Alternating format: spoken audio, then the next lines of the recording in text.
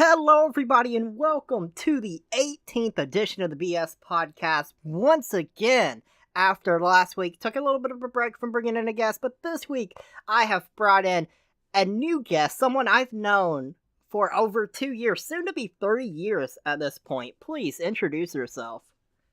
Hey everybody, this is Brax from CryMor Gaming. Like Wes said, we've known each other. It doesn't feel like 3 years, but I guess it has been that long, huh? Yeah, it has been quite a while. YouTubers just has that connection. Yeah, it's amazing how many people I met there that I still keep in contact with. Not everybody, but there's still quite a few of us I know that still talk after all of this time, which is really cool to think about that an online platform like that could bring so many people together, you know? It all started with Reddit. That's true. And now I hate Reddit. I can't stand Reddit. I've recently got back into Reddit, but the one thing I hate about Reddit, and I'm gonna take shit for this. No, profanity is allowed on the BS podcast. People wonder that every week. It's allowed. It's okay. But I, the one thing I always get downvoted on Reddit is because I fucking hate the /s. If I have to lay out that this is a joke, if I have to be like, joke alert, this is a joke. What's the point of the joke? Right. Well, when you put yourself in that type of environment, people always have to make sure that they're not offending anyone, nobody's feelings get hurt, and I think that problem stems from the fact that anytime you have an open internet forum, it comes with a certain amount of anonymity, and when you give people that, there's no consequences for what they say, right? But I totally agree. Like it shouldn't be necessary to have to make it clear like I'm joking about this, right? But I guess in text things can get lost in translation. I don't know. And I can understand, like, in real life, not everyone gets the joke. That's a normal thing. And so someone around you has to explain the joke to you later. That's how jokes work. That's always how they've worked. Right, it takes some of the humor out of it if you have to explain the joke, right? Then it kind of loses its effect, I guess. Yeah, you let someone else explain the joke later, and then the people that got the joke think good on them. And if nobody got your joke, you either told a bad joke or you did it in the wrong environment. There you go. So tell me, how do you feel about your transition from YouTube to Twitch? Because you started out on Twitch or on YouTube for the most part. You had a good run there for a little bit, and then you moved to CryMor Gaming on Twitch for the most part with some videos. How has that transition been? Right, we still do videos, right? Like, my partner Moriarty, he does a video once every week, and then I do a video once every week, which means that I'm constantly putting out 2 videos a month, and that's on a biweekly basis. And at this point, the editing process, everything that goes into that from research, writing, brainstorming, editing, etcetera, it takes me about 10 to 12 hours to put out a video every 2 weeks, so that's still a lot, you know, considering I work full time. Takes a lot of time out of my schedule to do that.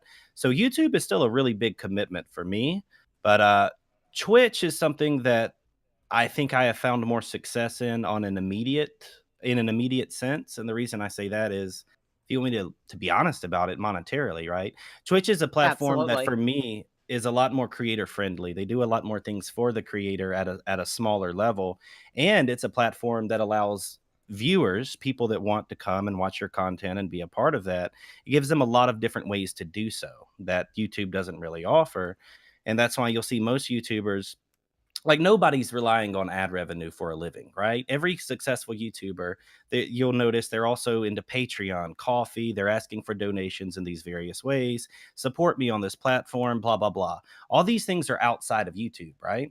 On Twitch, it gives you a lot of different tools that are there for the viewer and for the creator that makes it easier to support them. So I think it's a lot more creator friendly than YouTube is, and for me, it's been a really positive experience because I've been blessed and fortunate enough to have a lot of really awesome people that came in early on and support me. And from there, it's sort of built up over time. I mean, I'm not saying that I'm a big streamer or anything, but it's certainly enjoyable because of the people that do come, even if it is a smaller community. They show me a lot of love and support, and because of that, I prefer Twitch, but YouTube is still something that I'm heavily into as well.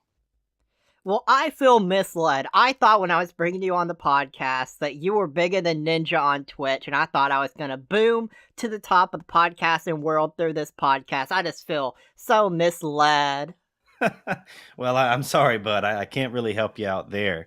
But I mean, we could talk about what it's like for, I guess, in comparison, right? You've did the YouTube thing, so I know you know a lot about that, and I know you plan to get into Twitch, and I've always I felt can't like for wait. you, you would, yeah, exactly, and I could see why you can't wait. I think Twitch would be a great platform for you personally. Because I feel like, and this is going to sound wrong, because a lot of small creators say you can't say you're good. You can't say you make anything good. But the thing is, I believe I do have a talent in content creation. Not to say I'm perfect at the podcast or the Let's Plays I used to do, but there's always been certain things that I've just been good at. It's something I did well in school presentations. It was just something that I did better than the average person. So I feel like once I absorbed myself into the Twitch environment, I think that's going to be the area I really shine in. Yeah, absolutely. And I mean, I think you should always be confident in yourself. For anyone that would say, "Oh, don't brag on yourself," it's like, well, then why would anyone want to look at my product? If I'm not proud of it, then why should they be? So, I think anyone that says that, I see that on Twitter a lot, right? Where people say self promotion is bad, and it feels awkward for me to try and get people to come and look at what I have because various reasons. It just feels wrong, right? Morally, I don't understand that. For me, if someone wants to be a part of what I'm doing, then they should feel like I'm confident in it, right? My heart should be in it. I should be proud of what I'm doing. And if anyone says different, I don't know. Maybe I'm just not the content creator for you, I guess. Exactly. Something I've heard from the beginning that I still agree with now. If you aren't willing to watch something you put out because you don't think it's good, why should anyone else watch it? Absolutely. I totally agree with that as well. And I'll admit, certain weeks, the finished product of what I have, I like it better. I feel more comfortable putting out because it is something that I feel like, oh, I would watch this. But I've never put out something in the past, I would say, year. I haven't put out a piece of thing or a piece of content on YouTube that I don't feel like I put enough work in that I would happily say, yes, this is good stuff. You guys should come and check this out. And for a while, it wasn't that way for me because I was caught up in making sure I was putting out a lot of content more so than I was putting out really, really good content. Like I was comfortable with the content we were putting out, but Moriarty and I, we were there for a while. It was crazy, man. We would sit down and we would review like 5 to 6 games a week, right? Every single week. And that doesn't sound like a lot, but by the time we were making 3 videos out of that every single week and having to trade the workload back and forth because we're both functioning adults. This doesn't like necessarily run our lives. So I'm at a point now where I have 2 weeks in front of me. I have time to put aside, 10, 12 hours, whatever it needs to be. I do what I need to do, and I put out a product that I personally am proud of, something that I learned from, and that's the best thing for me. Like I'm happy with the content that I'm making right now. And we're still not setting the world on fire, but we have seen a lot more growth recently than we had say last year, right? And that makes me very happy. Would you say you're enjoying the ride more since you've partnered up with Moriarty? Absolutely, because of the community itself, and above all else, I consider him a friend. Right? He's not just a partner I work with. That's one of my best friends.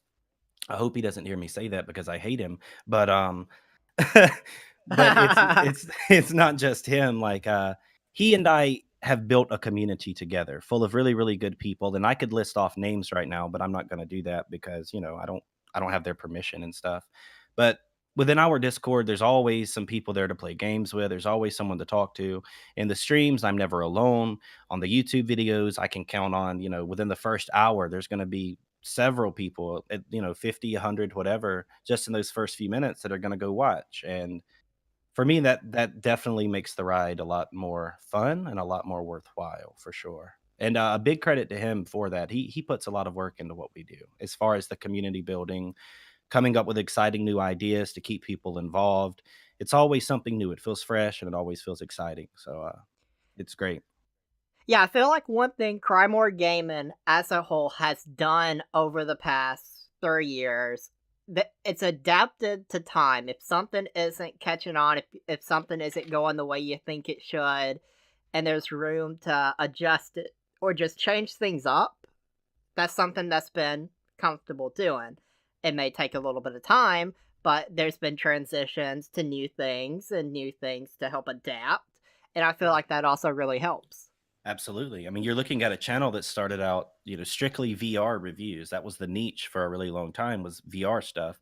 Then we branched out a little bit, started doing more indie games, more AAA titles, whatever we could really do to keep it fresh and keep it exciting, because there's only so much to say about VR games. And this is very interesting to me because I think VR holds a lot of promise. Like, it could be the best thing that ever happened to gaming. It has that potential, but when you really sit down and you're the guy that's playing all of these games and you're reviewing them every single week, after a while, you start to realize that everything is a trend, right? Like, half of these games that are being sent to you are wave-based shooters that have the same exact core, same exact core gameplay loop as like half of the other VR titles out there. And we started running into that. And I know I burned out on it personally because it felt so samey, right? It was the same thing every week. And I feel like our viewers felt that way too after a certain point, even though they were all advocates of virtual reality and all of that. And I agree with what you just said. Part of it is being able to adapt, right? You have to change with the times. You can't always keep producing that same amount of content. I mean, if you could, I guess every channel on YouTube would still be a let's play channel, right? Because a few years ago, that's what it was. But LPs are sort of dying out. I think streaming and stuff like that has made that a thing of the past, but you have to be able to change for sure. You know, in the past 10 minutes, I've critiqued people on two different things. Let's make that a third thing. Some people, there's still people clinging on to Let's Plays on YouTube, and on one hand, I get it. I wanted to do that too. But at the same time, it's only so high you're gonna go on YouTube doing Let's Plays in 2019. That's just a fact. Yeah, absolutely. And the guys out there that still do these really awesome let's plays, there's something unique about what they provide, right? It isn't just the game, whether it be graphics or their personality. It's about the entertainment value more than anything. And like Chugga Conroy, I know you and I both enjoy his content, and I have for a really long time. And I think one thing he does well that sets him apart and allows him to continue doing long plays, right? These series that he does are 20-minute episodes, and there's just hundreds of them on a game that you would think, why would anyone choose to do an LP on? Because it's so long. Well, the way he does it, he'll break it up into like unique facts about the game. He always has infographics popping up. And not only does he give you the experience of playing the game, he gives you the experience of playing the game in its entirety, right? Like, you can leave one of his LP series and feel like I've experienced that game and everything that it has to offer. And that's unique about him. And I also think that he's always upbeat, chipper, has a way of making people feel better about their day too. But yeah, just sitting down and playing a game, that doesn't cut it anymore. There has to be something more there, you know? Yeah, eventually, once a trend happens and something's made, Let's Plays a decade ago were something that was still rising up. This was still a new concept. It was something that was rising for the next couple years. Hmm. But after like 2011 and you entered like 2012, 2013, you seen more. You needed to do fake reactions. You need to be over the top about it. You needed to do this. You needed to do that. Face cam was unnecessary at one point, and it Hmm. eventually kept rising and rising until it just hit the boiling point where Twitch came in and we're like, well, how about we do this and we do it all live? Yeah. And you can just interact with the creator as they're doing it. Absolutely. And when you look at it chronologically like that, like from a time perspective, I think one thing that really did happen to change things a lot, technologically, it's a lot easier and more available to people to create content now than it was. Like in 2019, if you have a laptop and a microphone, you're pretty much good to go. And internet, right? You have those three things and you could create content. I And have two of the three things and I'm doing it. There you go, exactly, like, where there's a will, there's a way nowadays, whereas I think in 2010, that stuff just wasn't readily available, you know? Like, it was harder to create content then. Absolutely. It's interesting how things can change and how Because YouTube, it's something that a huge amount of people a decade ago, if you asked people, "Oh, what do you wanna do for a living?" YouTube wasn't the answer. There was no money to make a decade ago on Yeah. YouTube. Yeah, and it's Or insane. Twitch. It's insane how many kids and I'd say middle school in particular who if you ask them what they want to do, a lot of them will say they want to be a YouTuber or, Instagram star, whatever it might be, but that's a real thing. That's a reality we live in now, and it is crazy to think about. For me, I knew I wanted to do it in 2011, but there was always the especially back then, there was always the bounce back of having an actual career and worrying about other things first and not so much something that people didn't really look too high on. And then you see more creators get bigger. You've seen alternate platforms like Twitch rise up that helps monetize people, Hmm. Yeah. especially at the lower level for Twitch. But as it's rose up, it's become a more viable and viable option, especially with stuff like Patreon that's grown over the past few years and all these other things. Yeah. The best time to get into it if you wanted to make a career out of it, if you really enjoyed it, is today. And the best Yeah. time is tomorrow. Yeah, absolutely. I mean, for me, like I work a full-time job. I have a career and all that stuff, But I'm at a point now where like I've done the math on it. I've thought about it in my head and stuff. For the amount of hours that I stream in a month versus the amount that I make doing it, I make somewhere around minimum wage to stream on Twitch, right? And for me, that makes it worth it. Like I want it to be way more than that, of course, because you can't really live on minimum wage. But for me, I look at it as a side job. I have my 40-hour a week that I do, and then I try to find time to stream. I mean, lately I kind of got off the ball a little bit, especially after Christmas. But other than that, it's 2 times a week, and I'll sit down for a few hours, play a game, interact with my viewers, whatever, have a good time doing it, like 90% of the time, and, make a little bit of money on the side doing it, and that's there, like, for anyone to take, right? Now, if you're looking to become a millionaire on this stuff, like, don't count on that because it's likely not going to happen. But if you're looking to start small and do something that can still be rewarding for you and build from there, absolutely. Today's the day, tomorrow, yesterday, you know? Yeah, exactly. I completely agree with you. And something this week, an off topic related to Twitch or YouTube. There was a birthday this week, not to any specific person, but to the PS2. It's 19 years old today. That's wild. Was the PS2 a big part of your gaming career at one point? Oh, absolutely. My life, not my career. At this point, I was still Yeah. a kid, right? But PS2, absolutely, man. I remember I used to carry my PS2 with me everywhere because growing up, like I had to move around a lot of places and stuff. Not in a bad way, but yeah, like I always had my PS2 with me. And then I remember like I could probably switch out the cords on a PS2 when I was younger and like faster than any other kid on earth, man. So The absolutely. So many good games. PS2 was such a great console at the time.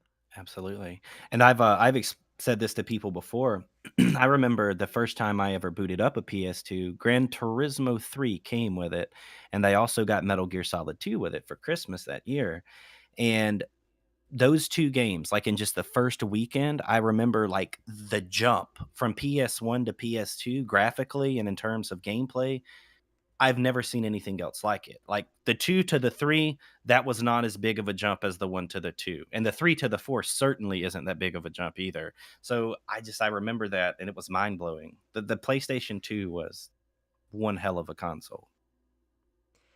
Absolutely. I still have the majority of discs that I played on the PS2. They're not in their cases anymore. I put them in a disc thing. That way I can Mhm. easily keep up with them.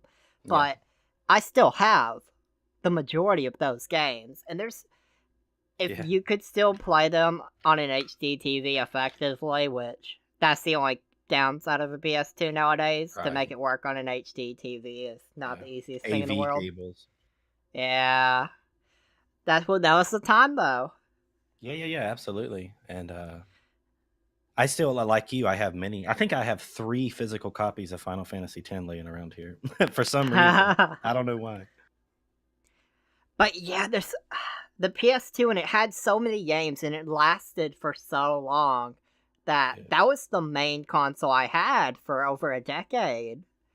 And I just had so many games I played on it at the time and so many memories of the PS2 and all of that. Yeah, 19 years absolutely. old. Yeah, and I always think fondly back to that, and this is gonna be tangential, but single player experiences aren't a thing anymore, and that makes me very sad. Like thinking about a PS2, there those games that live in our world, live in that world. Back then, you kind of could because of non-playable characters who actually had personalities, reasons to play. You felt like a story was being told, and you were a part of that, right? Through your protagonist, whether it be Tommy Vercetti in Grand Theft Auto or whatever else. Like you were that character, and everything around you felt real, right? And nowadays, the point where I'm at in my life is I don't really do a lot of single player gaming anymore. Everything I do is multiplayer. And the reason for that is because I'm not left with many options, right? Like okay, here's an example. I know you're a pretty big Fallout fan, right? You play a lot of Fallout. Uh-huh. Yeah, so think about New Vegas, think about Fallout 3, think about all of that time you've spent in those worlds in a single player experience. That sort of thing's going by the wayside. That's dying out. Everything now is bring your own fun. And shout out to Moriarty because that's kind of what he calls it. But bring your own fun is okay, here's an open world, but we're not going to create any of the story for you. We're not going to help you in any way feel like you're involved in something. You're going to create that for yourself. And what we would recommend you do is bring 2 or 3 friends with you, and then you guys will have a good time. And I'm like, dude, me and 2 or 3 friends can have fun. I don't know, at a McDonald's playground if we really wanted to. That defeats the purpose sometimes. And I feel like single player games are a very important part of gaming, and that's dying. And I find it to be very sad.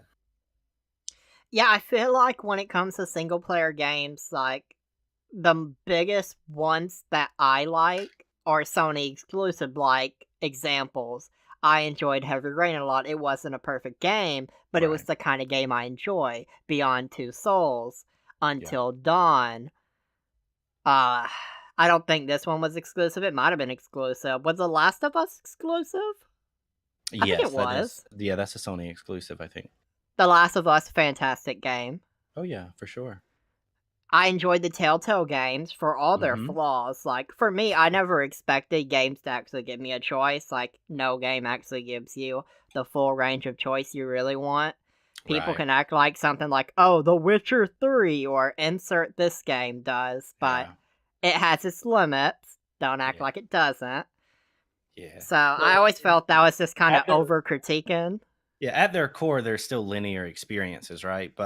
Yeah, But if you look at, oh man, like think Obsidian or BioWare, some of the stuff they used to make back in the day, like Knights of the Old Republic, Mass Effect, Dragon Age, those types of games, the dialogue options make you feel like you have some power over that, right? And you do to a certain extent. Like even with your party, you kind of decide what kind of a character they're going to be. They're always going to be the same person, same name, the same look, but you get to kind of pick their path.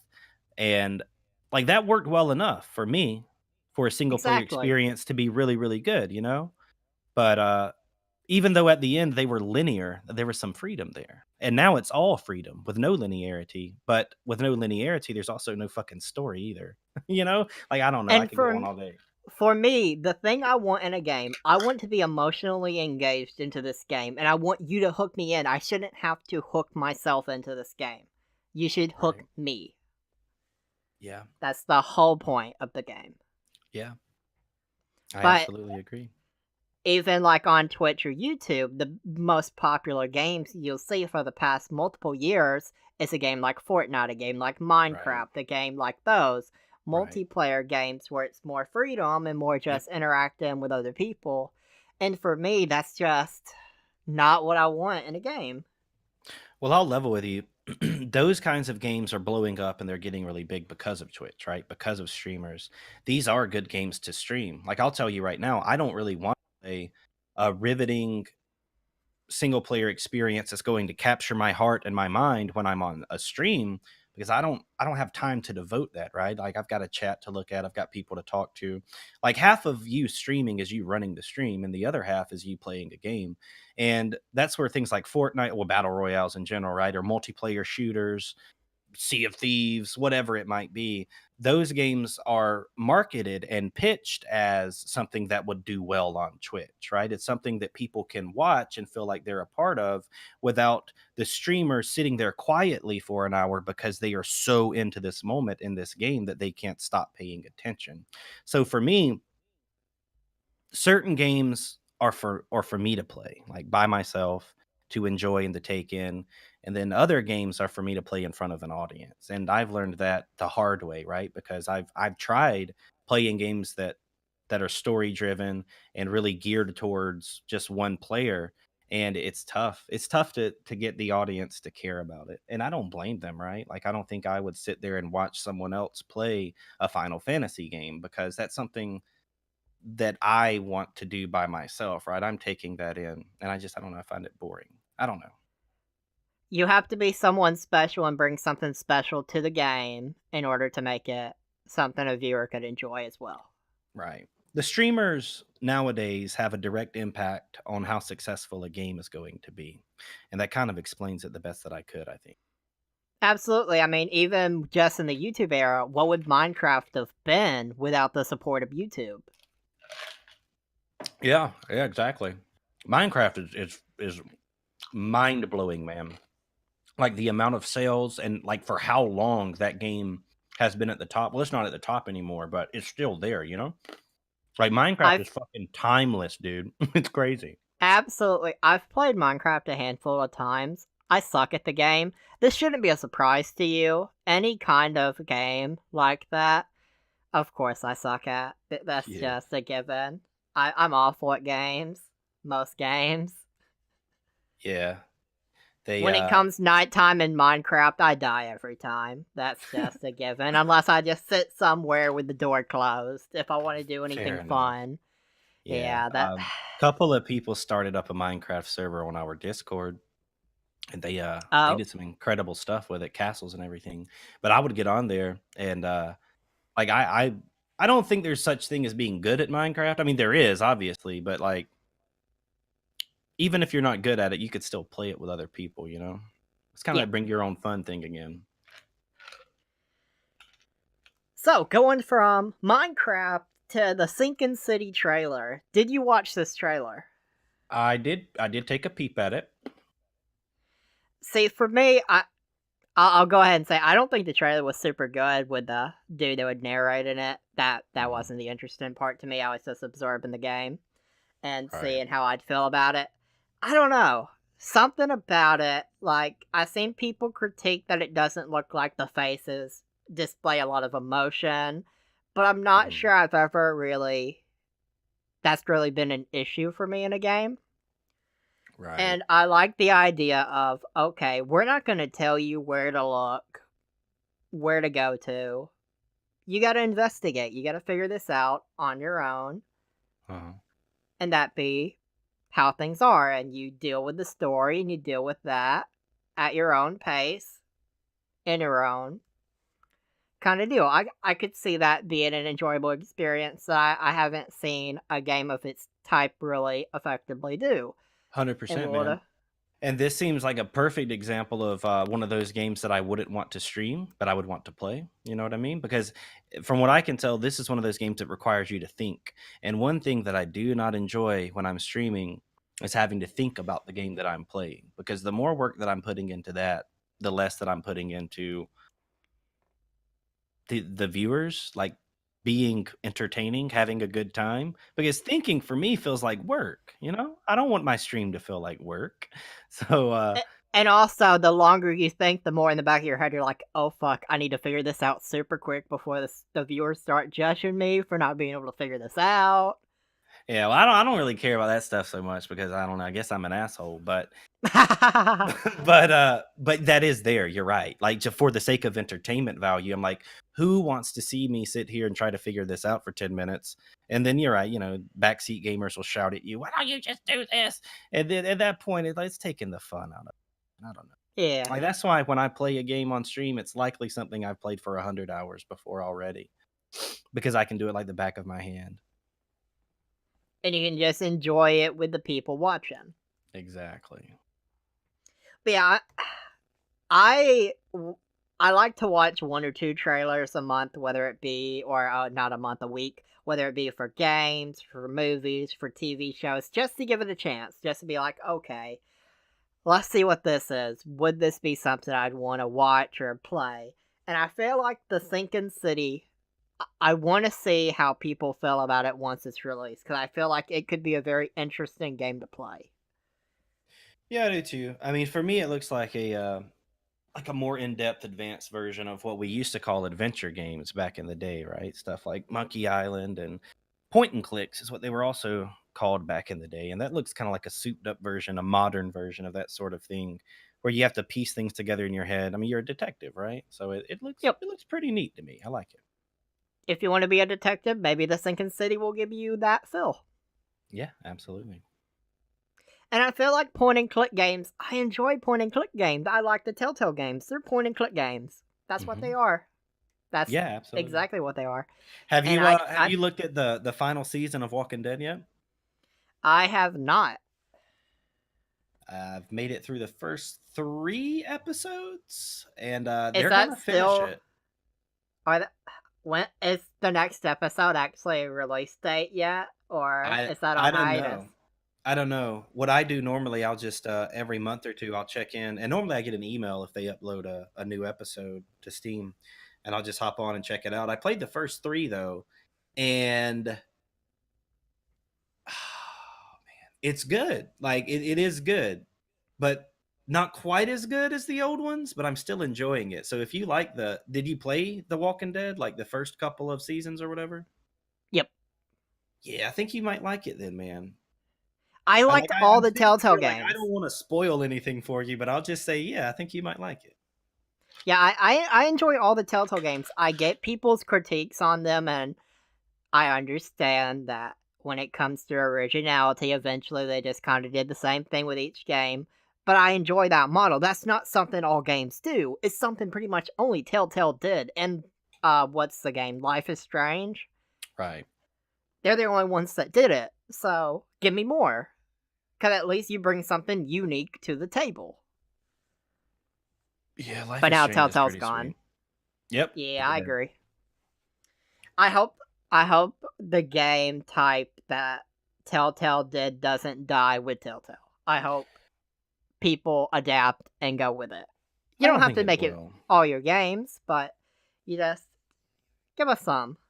Yeah, I don't think that genre will die. I don't think it ever has, but what happened with Telltale is kind of complicated too. Like we Yep. actually have a video on it, and I could That you can probably watch go on into CryMor it Gaming. that you can watch on. That's absolutely right. That you could watch right there on CryMor Gaming, but I don't know.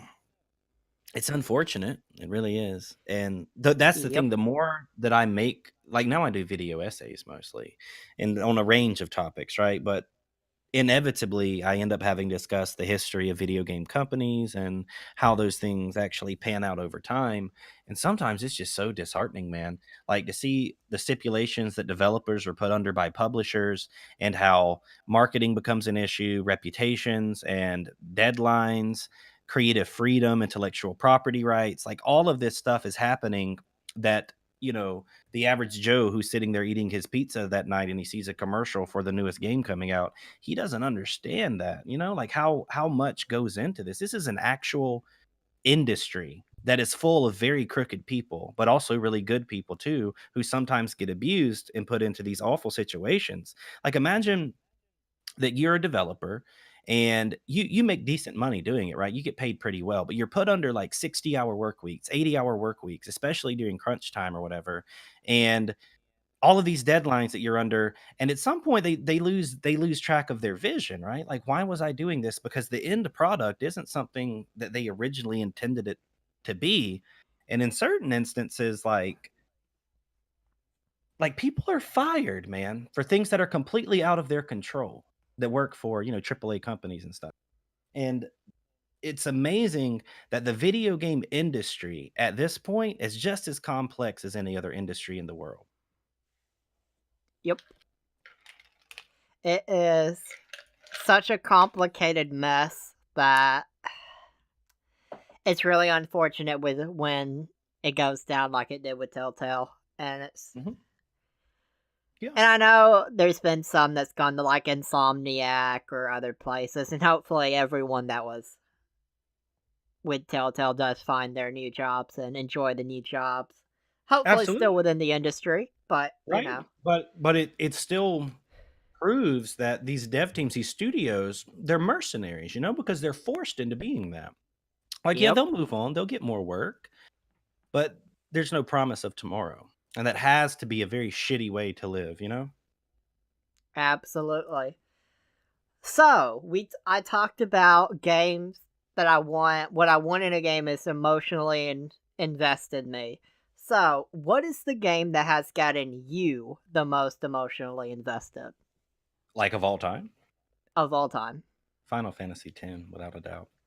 What about it made you so emotionally invested in the game? I've never cried over a video game, and that's the only time I ever have. And I don't know, man. The music for one. I mean, my God, what a soundtrack! It just makes it like that soundtrack demands an emotional response out of you. And this is a pilgrimage, right? Like the game is in a lot of Final Fantasy games kind of are, but they even call it a pilgrimage in this game. And the character, the story, right? The thing I was talking about earlier that doesn't exist anymore, it's there in full force in Final Fantasy X, for me at least. And by the end of it, I'm not going to spoil anything, but by the end of it, there's this one scene that happens on the airship involving Tidus and Yuna. And that scene, oh man, it's just so powerful. Like, I don't know how to describe it. Like, by that point in the story, I felt like I knew each of these characters personally, right? Because all of them were so well done, and some of the best voice acting ever too, in my opinion. So I'd say that one scene has gotten the biggest emotional response out of me of any game in history. But like Metal Gear Solid 4 is pretty close second too, because watching Snake's journey from the time he's young. And then I played all of them, right? Not just Metal Gear Solid 1 through 5 either, like all of them. Ghost Babel, Metal Gear 1, Metal Gear 2, Peace Walkers, Portable Ops, whatever. And just old Snake, right? And seeing that scene where he's crawling through this shaft area with this radiation. I don't know, man. And then the fight with Liquid Ocelot at the end, like all of this, just years and years of my gaming life culminates in probably 2 hours. And people are like, "Oh, Kojima, it's a movie. It's not even a video game." I'm like, "Yeah, but what a good movie! Like one of the best movies I've ever seen in my entire life, and it's a playable movie." So I would say I feel bad now because I said Final Fantasy X, that made me cry, but Metal Gear Solid 4, that's something I'll never forget either, though.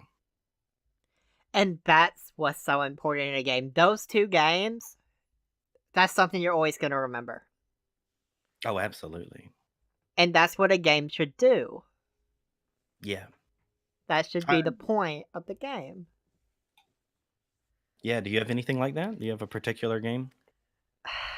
For me, like when I was a kid, we'll break it down into two layers: young West and adult West. Adult Mhm. West is a lot more sensitive and cries at a lot of stuff nowadays.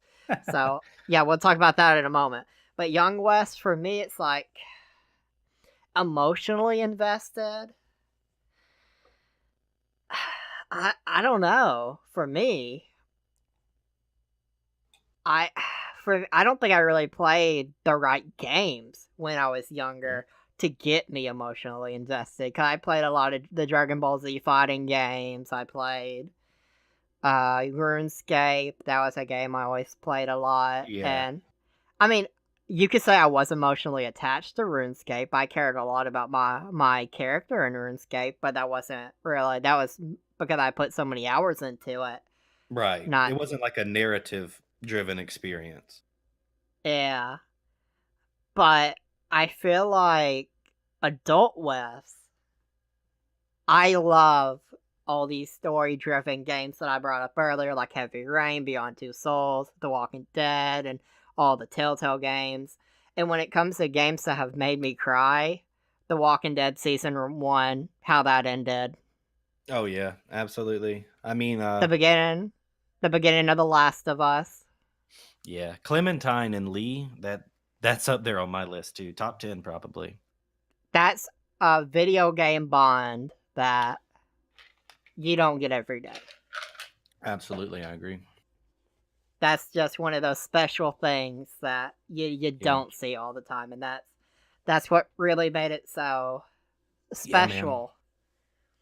And it's as we keep talking about, it's just stuff like that. Something that's what Yeah. you remember in gaming. That's And what really. that is one of the more interesting parts of the final season of Walking Dead right now. Is I think they do a really good job with Clem, because when you play as her and you see the way she acts, it feels like she's changed over time. You know, like Absolutely. Clem feels older in this season than she ever has, and I still remember little Clem. You know, and they have a couple flashbacks and stuff too. Like, I don't know, I like it. I do. Throughout the And seasons Clementine is of. one of those characters that absolutely I'll always remember for sure. Absolutely. We've seen her grow from the first season of The Walking Dead when we found her, then throughout all the seasons as we've seen her get a little bit older, to where we are now. Mhm. And I feel like, I hope what they managed to do at the end is give us that emotional send off. Yeah. But see, I hope. I really don't think we'll get that, because whenever they wrote this stuff, right, they didn't have in mind that they'd be bankrupt in a few months. So I'm assuming that they probably, like, did they go into it knowing that they would never do anything with Clem ever again? I Like, don't what's the know. mindset they had, you know? Because I think that's gonna impact it a lot. But what I want out of the very last episode of The Walking Dead, what I want from the final moments, I just want that proper Clementine send off, whether it's a happy, sad, or I want the ending to make me feel something. Yeah, for sure. And it shouldn't be angry because they got bankrupt so they couldn't do what they wanted to do. That's not an acceptable emotion. Yeah. What is your current stance on the PC Master Race? I know you used to be more console based, and Uh-huh. then slowly but surely Moriarty has been a bad influence on you. The way I describe it is this: I'm not the type to look down on console gamers, except in first person shooters, because there's really no replicating a mouse and keyboard with a shooter. Like, it's a different experience. But other than that, man, I still, console gaming, awesome, dude. I say do your thing. It's really fantastic. The only reason that I am like strictly PC gaming nowadays is because it's so convenient for me as a content creator to do everything in one place, you know? Like, I can just play games on my computer and stream them from my computer at the same time. I can gather footage for a video at my computer and edit at my computer at the same time. And I have an Elgato capture card, but at the same, I don't know, man. Like, I just, the whole capture card thing is more wires, more cables, more stuff going on that I have to be in charge of. And before long, I've got a bowl of spaghetti that I call a computer station, right? And I don't know. Like, for me, it's a convenience thing first and foremost. And most of my friends nowadays, especially because, like I said, I'm more of a multiplayer gamer now. I don't do the single player stuff as much anymore. And most of my buddies are PC gamers. So it's community thing, a content creation thing more than anything else. I bought a Yeah. Switch.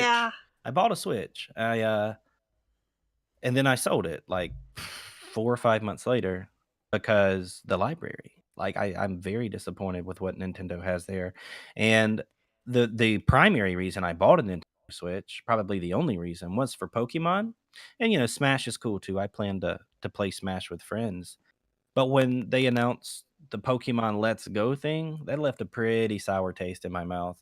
And I felt like, well, you know what? I'm going to sell this, and maybe in a couple of years I'll buy another Switch and I'll play an actual Pokemon game on it then. But other than that, the library is just so trash, man. And you'll hear people tell you about, Dead Cells. You should try this, you should try that. It isn't for me. You know, I used to feel the exact same way about the Nintendo Switch. Where was the game library? But the past couple of months, since I do the podcast now and I'm always looking at what's happening in the gaming world specifically for topics, Uh-huh. I keep seeing all these games coming onto the Nintendo Switch, Saints Row 3 being a recent example that I covered last week. Mm. And it's just, I feel like while the game library still can't super compete, I feel like at this point there's enough games on it that I could see why a Nintendo Switch would be worth it. And it Enough isn't just games. Mario, Zelda, or Yeah. what have Enough you. games that I've already played before is the problem, you know? Like, Yeah, most that's of these are true. ports. These are re-releases that are ported to the Switch, and they're this performing on shittier hardware, to be completely honest. That's And very true. I don't know, it just doesn't appeal to me or appease my senses, I guess. But that's not knocking any of their original titles. I think they do have a few there that are pretty good. Breath of the Mario, Wild. Zelda. Yeah, Breath of the Wild, pretty sweet. I think it's overrated when people were saying this is the greatest game ever created in human history. I think Yeah, you're out of Bolt. you're out of your fucking mind. But if you say so, if you're into going into temples a lot, it's a fun game. Yeah, the Golden Bolt. I'm calling you out. Yeah, he did say that. He did. Literally. He was For the caught most up part. in the moment, man. I don't think he would make that statement now, though. No, I don't think he'd make that statement now. As I said earlier, I've had him on the podcast before. He knows I'm just gonna be fucking with him when I say that. But yeah, Right. And if he throw were him under here, the bus he would be there. like, "That's not exactly what I said. It might be, but Yeah, he'd try to correct that, but no, he's not here right now. This is my side of the story. Man, Bolt knows his stuff. I'm not gonna argue with him. I agree. So, I do want to counter one thing you said earlier about first-person shooter on consoles. I played Black Ops on probably the best console you could play it on, Which is? the Nintendo Wii. Oh God, I forgot about that. They did release that game on fucking Wii, didn't they? That I sounds. played it for Did you? months What was on it? the Did you use Nintendo Wii. the nunchucks or whatever they call them? Yeah, I used the nunchuck thing. How was that for you? You know, you gotta keep in mind I would probably be bad at it no matter which I played it on. Fair. But I feel like I was starting to get good at it. Yeah. I could actually competently kind of play the game on the nunchuck and Just trying to picture how it works, man. It was God. crazy. So I'm assuming you use one to walk and run around and one to pan, right? But at the same time, like, I don't even know if there's enough buttons. Like, you could shoot with the triggers. But Yeah. other than that, like, there's what, I mean, two it other has enough buttons? buttons. It has it had the stick on the left side, assuming you had that on the left hand, and then it had 2 buttons on that, and then on the other one you had the A button, the B button, you had the 1 and 2, and then you had the, I think, another button. Yeah, that And then sounds you about could right. And you could point your gun with the Wii remote. Yeah. That's funny. Yeah. Only time I That really was ever got good with nunchucks was Smash Brothers. So I kind of remember the controller. I just remember where A and B are mostly, though, because of the attack button. I'd kick your ass at Wii Bowling. You probably would, man. Although I haven't played the Wii in like 5 years. Same. I haven't played a Wii since, my God, high school, probably senior year, I would guess. Back in your day? I'm old, man. Just a little bit. Do you consume much in the way of TV shows? Not so much, to be honest. I don't really watch a lot of television. I mean, I know quite a few shows, I guess, but it depends. Like, just ask me about a show, and I probably won't know it. For me, I feel like 2019, because I obviously watch more TV shows than the average person does. TV's a dying thing nowadays because of Netflix and stuff, but being mobile exclusive, I don't like watching stuff on Netflix all the time. Well, I kind of include Netflix in TV shows because if I am going to watch one, it's probably going to be on Netflix. I don't watch premieres, I guess is what I'm saying. 2019 is an awful year for TV shows because everything is either getting canceled or ending this year. And this week added a new show to the list. I don't know if you've ever watched it, but DC's Arrow on the CW. I've heard of it, but I have never watched it. Arrow is coming to an end this year. They're gonna do a 10 episode season 8 in the fall season, and that's gonna end Arrow. And it's just like that's literally like the dozen show that is being canceled or ended this year.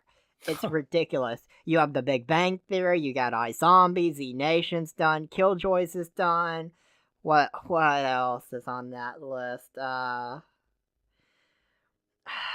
There's a lot of shows that I don't even remember at this point, but it keeps adding up. Well, the one show that I am excited about is Penny Dreadful's coming back. And whenever the guy that wrote the show, the original Penny Dreadful, whenever he canceled it after the third, I think it was third season, people were like, what? Like, it was unbelievable, right? Because the show was so freaking good. It's like one of my favorite shows ever made. And he was just like, nope, that's it. Story's over. I've wrapped it up. So done with it. And there's kind of like an outrage about it and everything. And he was like, nah, I'll never do this again. But now they announced that they're going to bring it back. So there's a new Penny Dreadful. It's completely disattached to the first one, which was in like Victorian England, kind of like a steampunk type thing going on. But this one is like LA Noir, which I think is going to be super cool too, though. And from what I can tell, it's still going to have like some supernatural elements and stuff in it. So if you haven't watched Penny Dreadful, man, I would recommend it. Like that, I don't know a lot about TV shows, but I love me some Penny Dreadful. Add it to the list. Yeah, My I long like list. it's one of the only shows other than The Office I've ever watched where I couldn't stop watching. You know, like I would anytime I had a free moment, I'd want to watch another episode. Staying up too late at night, everything. The Office is just a hilarious show. It's amazing. I love The And Office I so know, much. and there's some people that say, "Oh, saying you like The Office and all that, that's such an overrated thing to say in 2019." But The Office was such a good show. It is what It it made is. me laugh. And you know, I've heard people recently say, I don't like The Office because I hate the like they think the more serious aspects of the show suck. Like I don't like the Jim and Pam thing. I don't like all that shit. You know, and for me, those back to emotional responses, that relationship got a response out of me. You know, like I'll always remember whenever they get married in that show. And then they go out on Yep. the boat afterward, and it's this beautiful scene, and the water's rushing over the sides of the boats. And then the day where it's raining outside, and Jim he takes off of work randomly. He's like, "This is the day I've got to marry this girl." He gets there, kneels down, asks her to marry him. She doesn't like. For me, that shit touched me, man. And if it doesn't touch you, I don't know. Maybe you're watching it just for the funny haha part, but I think it does a good job with the dramedy, I guess you could call it, right? Yeah, I feel like when it comes to like games, movies, TV shows, I feel like we have similar tastes in what we like in like a comedy, what we like in a game, things like that. I feel like we connect on these things a little bit. Mm-hmm. So yeah, I just feel the same way. The Office and those scenes, there's just emotion there. I feel it. You know, maybe I'm a Yeah, basic bitch, but I feel it. maybe so. Maybe we both are. Maybe that's what it is. And I like South Park too, but my one critique with South Park, and I felt this way for the past couple years, I don't like 10 episodes for South Park. It feels like it ends Yeah. before it doesn't have an ending that you feel is Right. good. It's just like, oh, this was the 10th episode. This wasn't really a season finale or anything, but it was the season finale, and it's kind of done for the next year, so... It's interesting what they've decided to do with that show. Like, you know, like we were talking about earlier, either basically change with the times, sink or swim. And for them, the new approach that they have to like basically tell a story over the course of an entire season, I enjoyed it the first 2 times they did it, but I don't Then know they if got it's burnt. yeah, and I don't know if it's something that I want them to continue to do every single season, right? Because yeah, I don't know. Like the writing, I'll It give them credit. You got to think about these guys putting these shows together in the moment, right? They're topical shows, so they're paying attention to what's happening in the world and trying to put a show together in the matter of weeks that talks about these hot topics. And I think Yep. they're doing a fantastic job of that. But just the concept of it in itself means that it's going to be tougher to sustain that over time. Yeah, I feel like there should be episodes where it's just this is an episode that's gonna stick in this episode. Like, oh, Kenny gets run over. Kenny's dead. But don't worry, next episode, he's fine. Right. Well, yeah, and you know, I would never say that South Park 20 years ago was as good as it is now, because I don't think it is. Like the they killed Kenny shit, like that shit got old to me. I don't think it was very funny after a while, especially after years and years of it, right? So I think Kick South the Park had kind of baby. a, yeah, there you go. And South Park had sort of a golden age for me, and that probably happened about 10, 12 years ago, I'd say, when I think South Park was at its finest. And it's still really good, and it's better now than it was in its first 5 to 6 years, but it's also not quite as good as it was a few years ago for me. The biggest thing I want when a season ends, I want to feel like it concluded. Not, oh, we're just doing 10 episodes and at the 10th episode, what's done is done, and we'll be back next year. That's just isn't the feeling I Yeah, want. And I keep right. feeling that way with South And Park. if they're going to make it where it's a story that happens over the course of episodes, you do need a good conclusion, right? A good resolution, way to wrap things up. So yeah, maybe that's something that's missing right now, that they're not really taking into account. Like they're writing the story from episode to episode as it happens, you know? Like this is all happening kind of live for them. So I guess sometimes they kind of lose track of where it all ends, because they're probably working on episode 10 when episode 8 comes out, you know? And by the time Yep. episode 10 gets there, they're like, fuck, we forgot to wrap this thing up. You know what I'd like to see? Maybe it's just an episode if they don't want to stick with it. I want to see older South Park characters. Like, I want to see them age. The mage. Yeah, imagine teenage versions of all of them. I'm trying to remember who the mage is. Oh, you want to see them age. Bro, I thought you Yeah. said the mage, like a magician. I was Oh, yeah. I get it. Yeah, They did. that'd be Remember, they did interesting. one time. They actually moved from 3rd grade to 4th, and then it just kind of ended. Where it's like now they're perpetually But in that's 4th not a grade. big change. It's That's not a not. big change. I want to see Yeah. them be teenagers. Have them grow like 30 feet. Yeah. Just see what happens. How would that actually go? That's dangerous territory, because then they're risking people not liking it, and it can be the death of the show, you know? So Well, that's why you agree. want to do it for an episode. Yeah, or a movie, right? They used to make movies. They could probably do a special. That's where you bring in a mage to age them. There we go. I was so confused. Full circle. Mm-hmm. So, what are your current thoughts on Disney Plus and that Disney streaming service? I don't know a lot about it, to be honest. What is it? So, Disney, of course, the current trend in the past year has been everyone needs their own streaming service so we can go back to cable. Yeah. A more expensive cable. Mm-hmm. So Disney, of course, is one of them. They are making their own streaming service, and when it was first announced, they were going to have some Marvel shows exclusive. They're going to have some Star Wars shows exclusive. It's going to be more family-friendly stuff. That doesn't mean it's all going to be bad, but Disney's more family-friendly besides the more you branch out with Disney. But the core of Disney's family-friendly for the most part. So that's the direction that Disney Plus is going to take. And then this week, they announced, of course, it's going to be released in late 2019, so it's getting closer and closer. And the CEO said that they are going to bring in movies from the vault, because Disney has long had a policy of only allowing animated features to be available for a limited time, and then putting them in the vault for several years before releasing them again for purchase. Okay. But they're going to put most of the movies, the plan is to put all of the movies from the vault and all the movies in general in Disney Plus over time. Huh. So at this point, you're going to have, like, Loki, you're going to have original content like the Loki show, I think, What are they Scarlet. charging, do you know? I don't think they've announced yet. That's another thing. We don't know what... I don't know when we're going to know that. It may be not until, like, Q3 we know a price. Right. But I feel like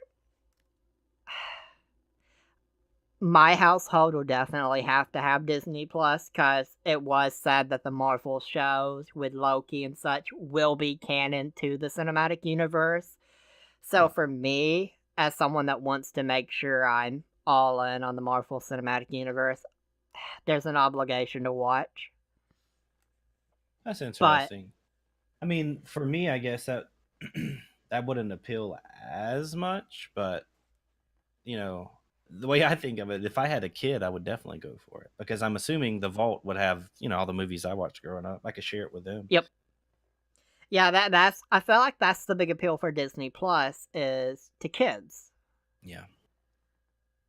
And I feel like when I've asked former guests if they would like to get Disney Plus, the majority of people had kids and said yes because Yeah, for that's what you sure. show your kids. Right. A way But for I me to wonder. share the Aristocats and the Fox and the Hound with my kids. I think if that were the case, I would definitely go for it. But I take a lot of heat for this from people in our community a lot.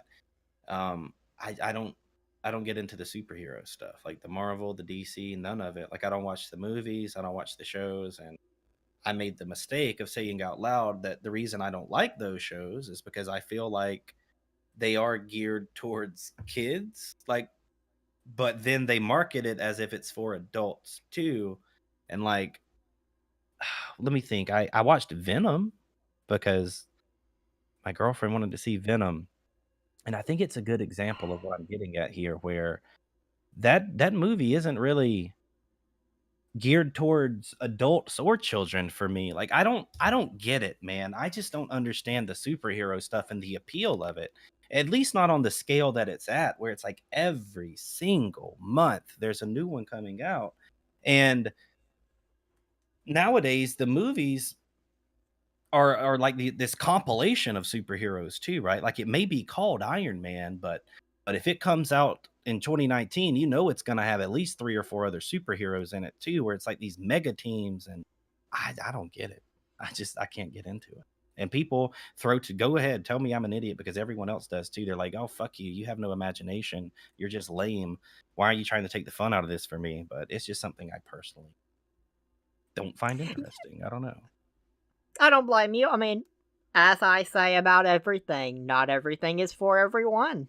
And for Absolutely. you, superheroes ain't your jazz. For me, westerns ain't my jazz. The only western ish product I enjoy when it comes to movies or TV shows is sci fi's Winona Earp. That's the only My thing girlfriend has close. been binging that the past couple of weeks, and when she described it to me, I was like, "What?" Like, "What?" It sounds really weird, but I would check it out because Wyatt Earp I enjoy is it. a very interesting historical figure, and, I've watched Wyatt Earp the movie, I've watched Tombstone the movie. Tombstone's a lot more historically inaccurate, but a lot more entertaining too. But I don't know, the whole thing interests me, and, I would check it out. I would, to see if I like it or not. I dislike westerns, but I like Winona Earp, the sci fi TV show. I That's the love only. westerns. And you can bring me into a video game of it, and I'd enjoy that. But Right. I just don't enjoy, especially the older you get with the westerns. My dislike I'm goes up. I'm with you on that. Like I'm not a big fan of John Wayne, and not just because he was a piece of shit human being, but also because I just didn't enjoy his movies as much. But like some of the old Clint Eastwoods and stuff, I don't fantastic like Clint movies. Eastwood. Oh, I love him, dude. Clint's one of the best. IMO, as they say. Yeah, you're just a little bit old. A little bit. A little bit. Mm, You know what? Unforgiven isn't that old, because I think that's like early 90s Clint, and one of my favorite westerns of all time. Fantastic. Very fair, very fair. What got you into wrestling?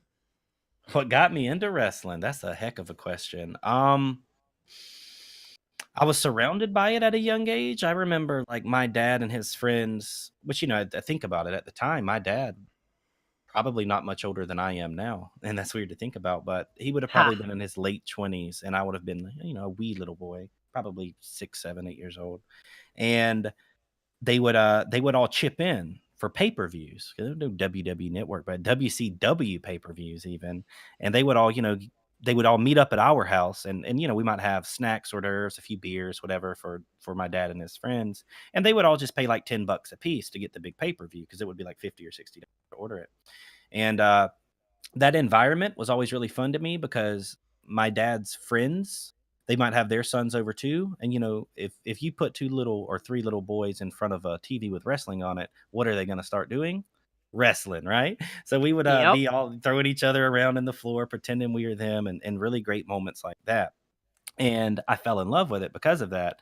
And then WCW ended, and I'm not, you know the story, so do I, but I don't think we'll get into it for whoever's listening to this. But either way, WCW ended, and WWF was the only one left on the block.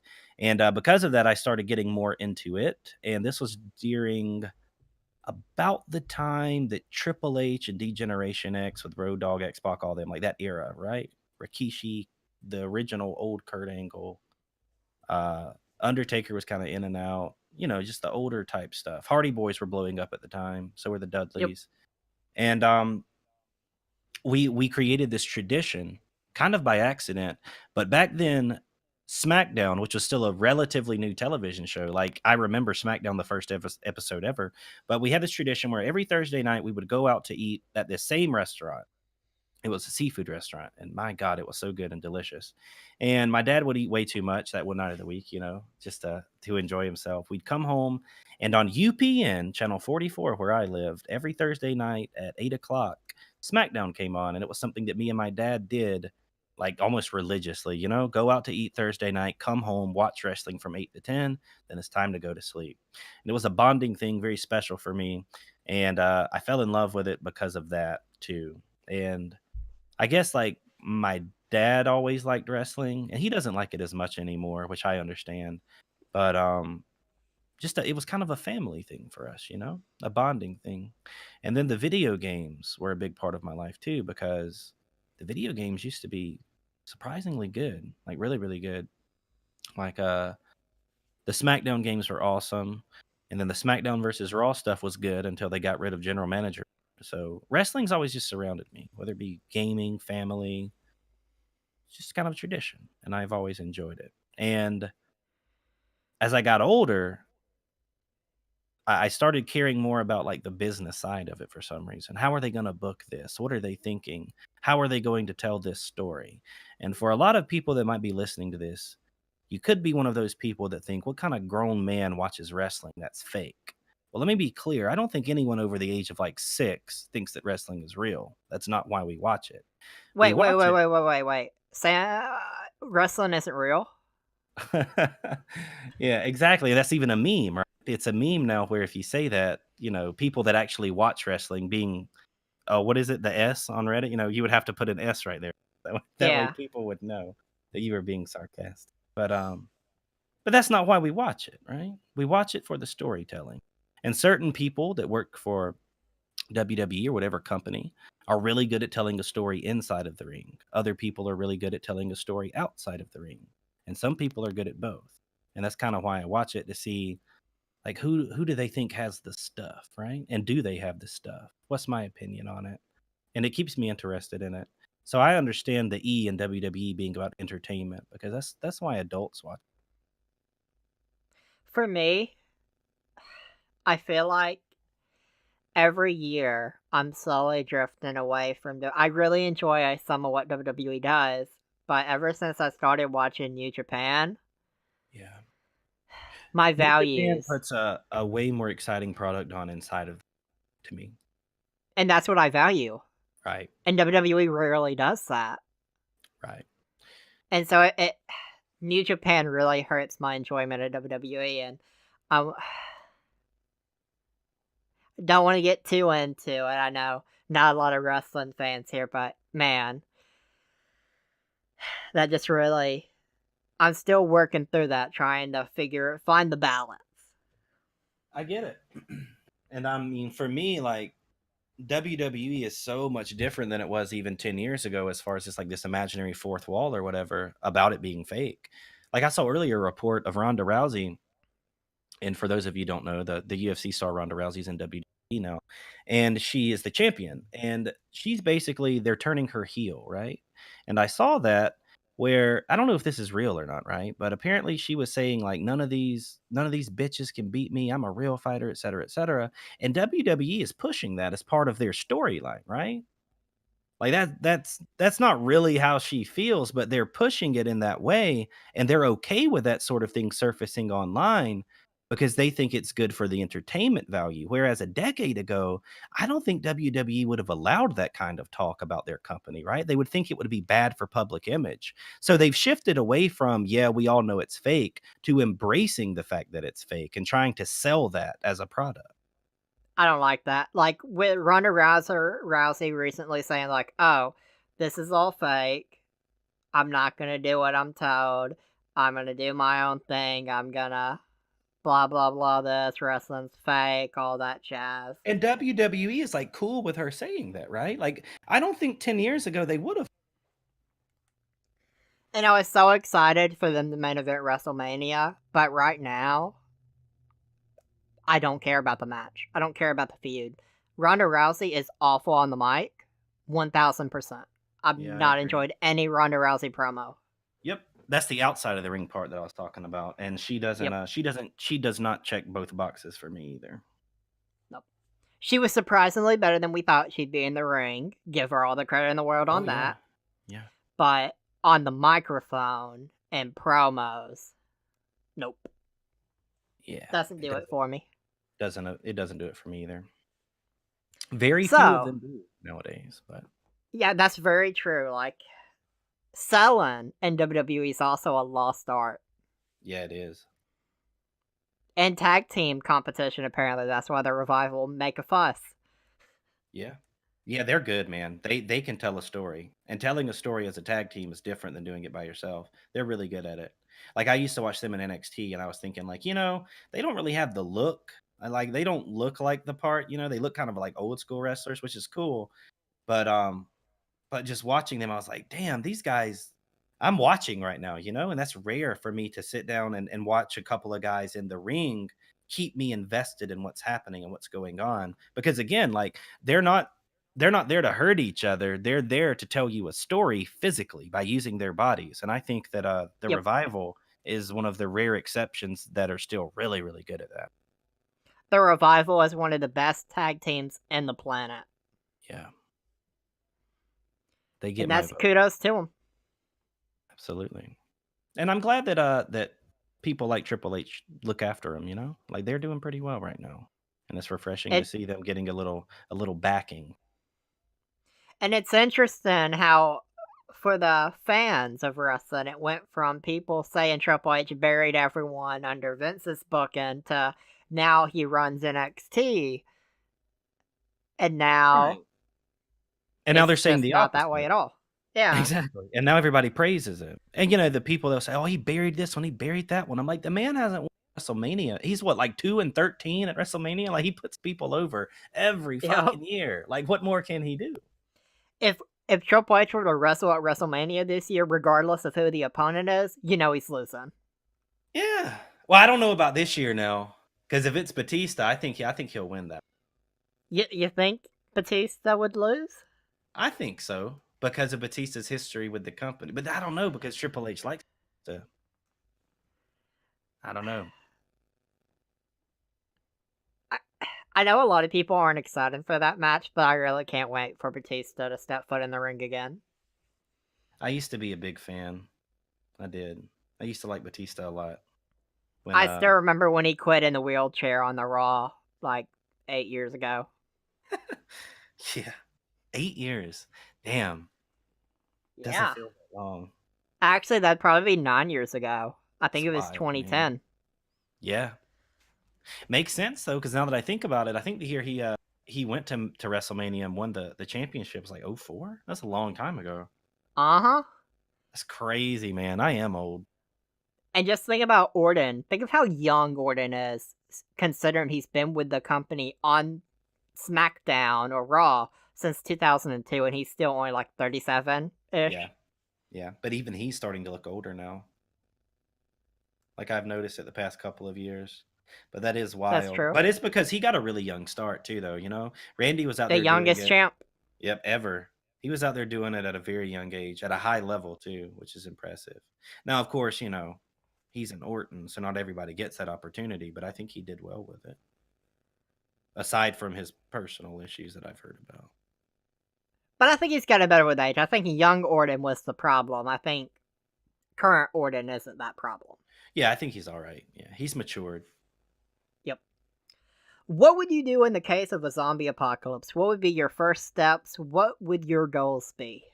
Uh, I've always, and this is something just like historically something I believe in. Anytime that you're trying to create a society, and that would be what I would try to do, right? I can't do this alone. So my first initiative would be to have something that could be community driven, community built, where I could get other people to help me, and we could help look after each other. I hate to sound like The Walking Dead, but that's kind of how it would be for me, I think. So I would look for fresh water. Like I would try to build a community up as close to fresh water, like a very large source of it, as I could, and because with that, yeah, fertile land, things like that. So when people say, "I go get my gun," I'm like, "Yeah, that's not really what's going to keep you alive, though, right?" So my first priorities would be fresh water, source of food, all those things that you need to survive, right? And that would be my first order. Order one more time from the Taco Bell that doesn't know the news yet. Yeah, before they find out. Yeah. The Taco Bell's probably is what's causing people to turn into zombies, though. Oh, dang. I guess I'm going to be the first one then. Me too. I'm gonna do burrito. Cheesy gordita crunches. Yeah, steak quesarito, man. I love some Taco Bell. People are like, "Oh, it's so Yeah. bad for you." I'm like, "You damn right, but it's so delicious." But it's not something you eat every day, but if you just eat it even a couple times a month, you're fine. Yeah. I eat Taco Bell at least twice a month, maybe 3 times. Same, same. So Sometimes maybe good. just once a month. Yeah. The only thing I think Taco Bell could add that would take it to the next level is, like, real queso blanco, like the white cheese. If they Yeah. had that, because the nacho cheese, yeah, it's alright, tastes kinda like salt, but if they had some real white cheese, man, like they have at Moe's and stuff, I would probably eat there, like, every day. You'd gain a lot of weight. Oh, shit, yeah. I'd be big as a house, man. Cause like I ate 2 cheesy gordita before the podcast, and that's 1,000 calories. Just That's that. wild, just for 2, huh? Yeah, just for Crazy. 2. Yeah, lunch But for me always consists of either a quesarito or a burrito and an order of Fiesta potatoes on the side. nice. Yeah.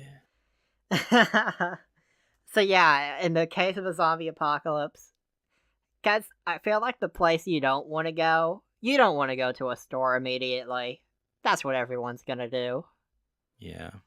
And, you know, that's the scary part about it, the panic that would set in, right? Because what could be more dangerous than zombies are just people that are panicked and like, "This is a crisis. It's the end of the fucking world." Can you imagine how people would act in that sort of scenario? They would go And that's crazy. what a lot of zombie TV shows cover. Like, of course, they all start out with the zombie problem, but the more seasons a show gets, whether it be Z Nation or iZombie or The Walking Dead, Mhm. you see it's more an issue of people and how people would Absolutely. act over time. Yeah. Yeah, I think that's very alive in The Walking Dead. The only zombie show that I know a little bit about, but as time goes on, I've noticed for sure, even though I don't watch every episode or anything, but like it's these multiple communities that have their leaders, right? It's more political in its nature. And I guess that like that's sort of a realistic take on it in a way, but it's hard, man, to sit here and try to imagine what would life be like if this happened. Like I don't think we know. I don't think you would know until it happened. And then you I'd would hide in the shed. yeah. I think people would take it slow, right? The first thing that would happen is like you said, like I don't want to go to a store because the same people now that would loot and pillage and whatever else, that's the first thing that's gonna happen, you know? Free shit, and everybody runs and they start stealing everything and it would be chaos pretty soon. So I agree. I don't think I would go to a store either. Probably try to just take it easy, let everything level out for a while and survive without upsetting zombies, I guess. That's the thing though, man. Like the whole idea of how a zombie functions is completely like created out of someone's imagination. Like Yeah, so there's I read nothing someone like why do recently. zombies have these certain characteristics? Like for one, they're like fucking stupid, you know, and they always walk the same. And Not yeah, like in Z Moriarty, Nation. he talked about zombies in games, right? And the way he describes it is a turtle with a cactus on its back. They do very little damage to you. They walk really slow and they might bump into you every once in a while. But that's kind of what they are, a turtle with a cactus on its back. And I don't know, man. Z Nation doesn't do that as they made zombies a lot more interesting. What's their take on it? The zombies, the at first it was that they could run and stuff and that they appeared to be a little bit smarter. And then you started having humans go from humans to just over time naturally becoming like this crossbreed between a zombie and a human. Gotcha. And you wouldn't be able to die as easily and all that. And they just slowly Zombie did. evolution. Yeah.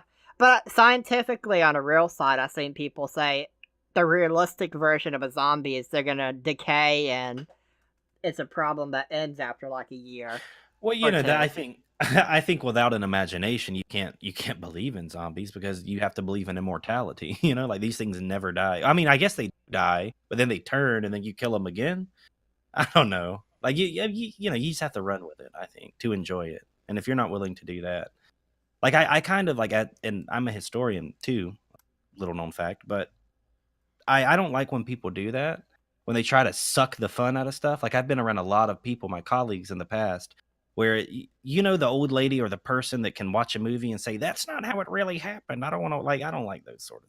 So just enjoy the zombies Yep. and realize like it's there for fun, you know. And people are infatuated with the idea of survivalism, and it's pervasive in every part of our culture too. I've said this in a video before, like, so it's not about zombies as much as it is surviving.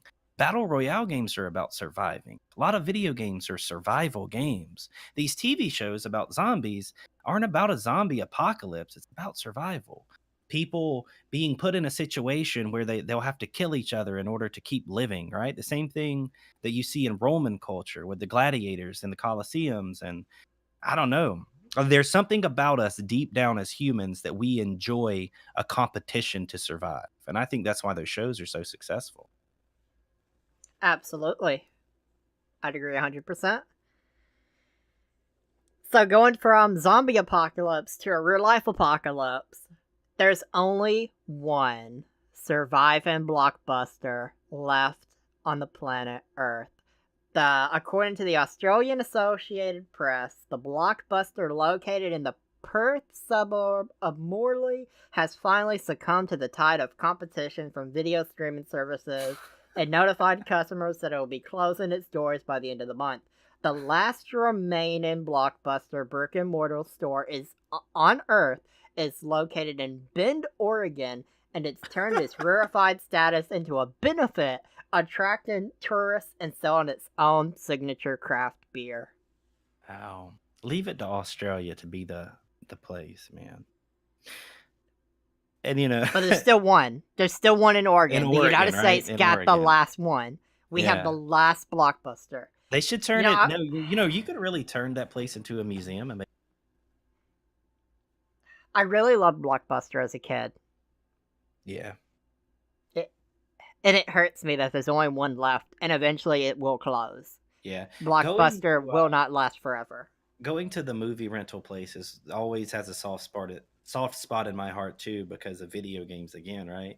We had this place called Yep. Video Warehouse where I grew up, and we had a Blockbuster, and eventually we had a movie gallery. And I remember like going like once a week. I may only get the game for the weekend, but I'd be super pumped, you know? And you get in there, you pick one out. It's almost like going to GameStop, but not quite. It's really cool. Yeah, I remember a lot of the movies I used to get was the Dragon Ball Z stuff. I used to get Hmm. all those movies and watch those. Yeah. Blockbuster was a cool place, and it's unfortunately just better stuff came up and Yeah. Well, wasn't as the profitable move as to it was. digital services, right, is destroying a lot of companies that are media based. Like I mean, GameStop's out of they're done, bro. GameStop tried to sell what was left to like anyone. They were like, "Hey, buy us out. Let us get out from under this." And no one wanted it. Like GameStop is so undesirable that they could not even find someone to sell their product.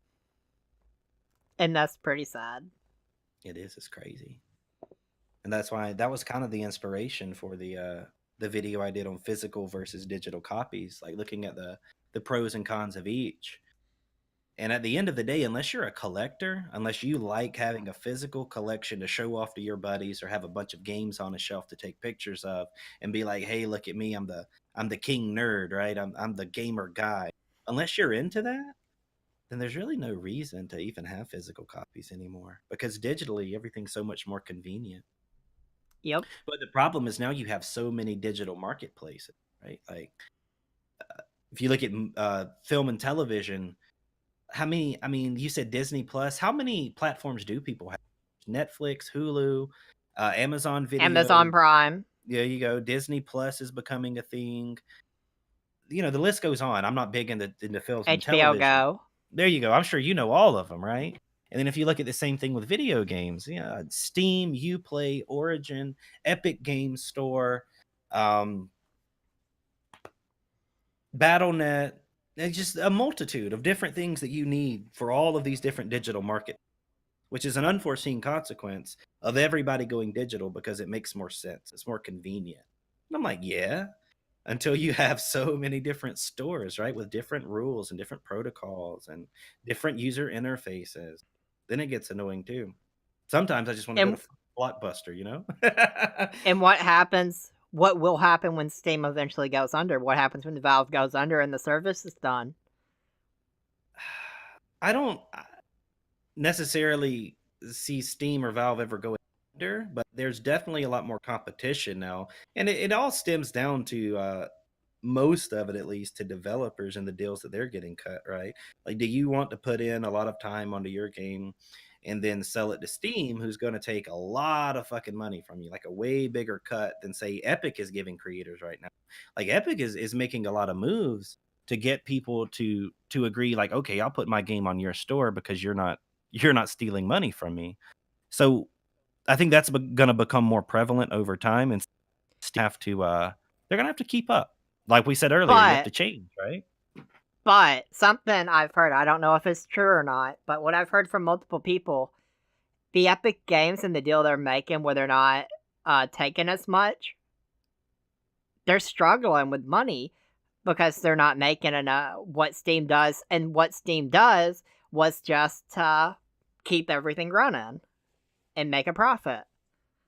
Well, that might be true. Like I'm sure that Steam, I mean, Epic is still making a profit right now. It just probably isn't as profitable as Steam. But you have to look at this as like a launch campaign, right? What they're doing right now is trying to get this thing off the ground. So of course they're making concessions to content creators as well. Like they've sent us a lot of free games, man. Like a lot of good free games too. I can pull it up right now. And they're doing that to try to get people more involved on the launcher, right? Like right now, Metro Exodus free, My Time at Portia free, Slime Rancher free, Subnautica free, Walking Dead Final Season free, Edith Finch free, Axiom Verge free, Genesis Alpha 1 free. Like all these games just sent to us, right? Because they're like, we want you to be on this platform with us. So they're not only reaching out to developers and cutting them a better deal fiscally, they're also reaching out to people that have an influence or even a little bit of an influence and trying to get them involved as well. So I don't necessarily think that it will stay that way over time unless you're like grandfathered in, which hopefully we will be. But what they're doing is they're getting it off the ground. So even if it's not as profitable right now as Steam, you have to realize it's not as large right now as Steam. But they're trying to build something, and you can't do that overnight. Very true, very true. I agree with that. It'll be interesting to see what happens going forward. Yeah, absolutely. So, one final question, a lighthearted question. Who would you say is the better half of CryMor Gaming? I've thought about this, and I know exactly how to answer it. If you're looking for video content, like on YouTube, he's your man. Like he puts out some really really good stuff. If you're looking for a stream and happy go lucky funny, friendly Brax, I think I'll be your guy. So if you're looking for Twitch, I'd go to me. If you're looking for YouTube, I'd go to him every I'm gonna ask Moriarty the same question. I'm gonna compare his answer to yours. time. Sounds good, I man. somehow feel like his answer will be different. Yeah, it probably will. His will probably be much more self-absorbed, but in a joking way. So tell us where we can find you.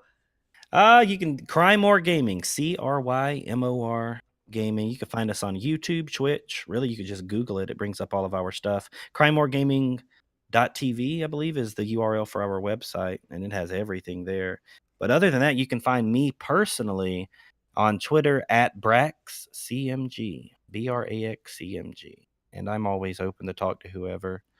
And Twitter's fun sometimes, and sometimes it's not. But those are the places you can find me. CryMor Gaming. Just Google Everything will be linked down below.